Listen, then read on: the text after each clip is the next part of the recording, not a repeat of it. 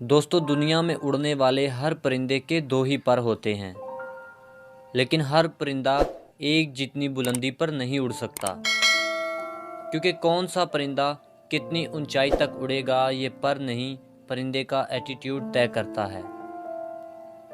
कुछ परिंदे सारी जिंदगी एक दरख्त से दूसरे दरख्त तक उड़ने में गुजार देते हैं। वो कभी भी हवा का सीना चीरकर आसमान की बुलंदियों तक नहीं जा पाते।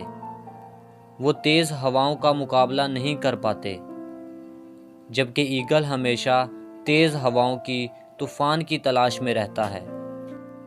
जब कभी तेज़ हवाएं चलना शुरू होती हैं, बादल इकट्ठे होने लगते हैं। ये एक्साइटेड हो जाता है।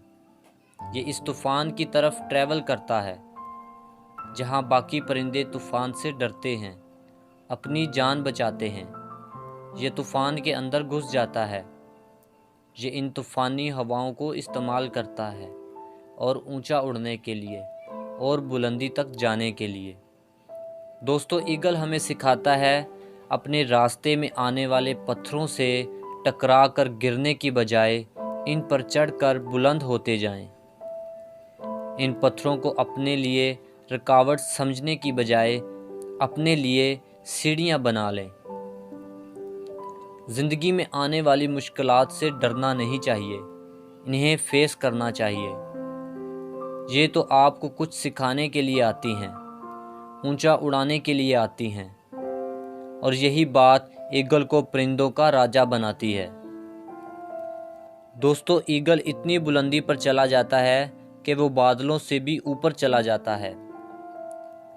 वो मुश्किल से बचने के लिए इतना बुलंद हो जाता है कि मुश्किल इस तक पहुंच ही नहीं पाती।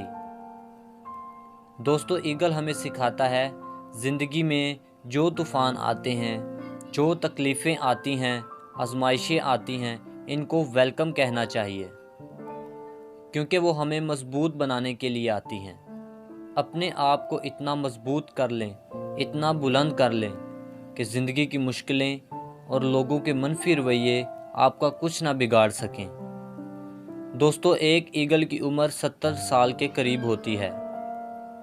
बहुत कम लोग जानते हैं कि इतनी लंबी उम्र तक जिंदा रहने पर भी एक राज है, एक सबक है जो ईगल हमें सिखा कर जाता है।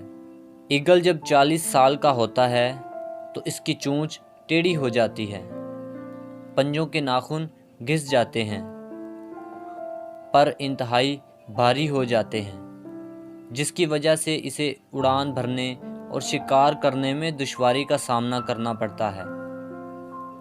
दोस्तों, अब ईगल के सामने दो रास्ते होते हैं, या तो वो भूखा मर जाए और या फिर अपने आप को बदलने के लिए एक तकलीफदेह मरहले से गुजरे। और ईगल एक हमेशा मुश्किल रास्ता इस्तेमाल करता है। वो एक ऊंची पहाड़ी पर चला जाता है, अपनी चोंच को पत्थरों पर मार मार कर तोड़ देता है और ये इंतज़ार करता है नई चोंच का, और भूखा प्यासा रहता है।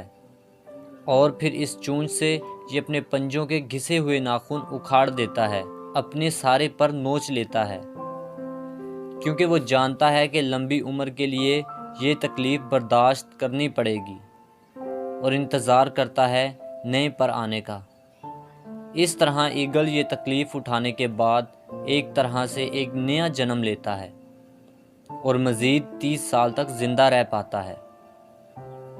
दोस्तों, ईगल हमें सिखाता है कि एक अच्छी और बेहतर ज़िंदगी गुजारने के लिए अपनी ज़िंदगी को बदलना बहुत ज़रूरी है, चाहे इसके लिए हमें कितनी भी जद्दोजहद क्यों ना करनी पड़े। इसलिए हमें भी ईगल की तरह हमें अपनी ज़िंदगी से माजी की बुरी यादों, बुरी आदतों को उखाड़ फेंकना होगा। हर चीज़ को जो हमारी तरक्की की राह में, एक बेहतर ज़िंदगी की राह में रुकावट है, बोझ है, उसको उतार फेंकना होगा। अपने आप को बदल कर ही हम एक बेहतर ज़िंदगी